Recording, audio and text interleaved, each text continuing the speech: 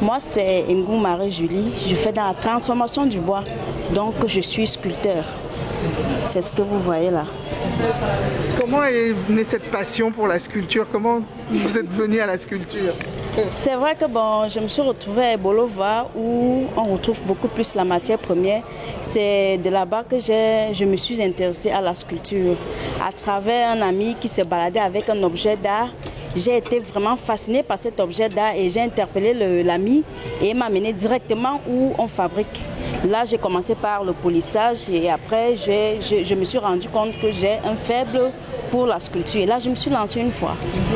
Et ici au centre, qu'est-ce que vous apprenez alors? En fait, je n'apprends plus, c'est moi qui apprends plutôt aux autres. Donc, je suis formatrice en quelque sorte. Donc, c'est de ça qu'il s'agit. Qu'est-ce qu'il faut comme justement énergie, qu'est-ce qu'il faut comme connaissance pour travailler le bois? Être sculptrice? Oui, il faut tout simplement la volonté. Lorsqu'on a la volonté, on se met directement au travail parce que c'est pas facile pour une femme de tenir une meule. Parce que ça, en fait, c'est la meule. Lorsque je la branche, lorsque vous branchez la meule, elle vibre, surtout lorsqu'elle n'est pas équilibrée. Et lorsqu'elle vibre, on peut facilement la lâcher et se blesser.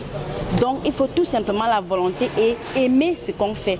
Lorsqu'on aime déjà, on peut facilement subir tout le reste. On s'adapte, quoi. Et quand vous dites que vous faites un métier comme sculptrice, comment réagissent les gens? Ouf, les gens sont surpris, d'autres parfois s'ils ne me voient pas directement dans la transformation, s'ils ne me voient pas à l'œuvre, ils ne peuvent pas croire. Ils disent que ça c'est des histoires, une femme ne peut pas faire ce genre de travail, ça c'est pour les hommes. Pourtant lorsqu'ils me voient en œuvre comme ça là ils sont vraiment... Ils sont étonnés. Merci.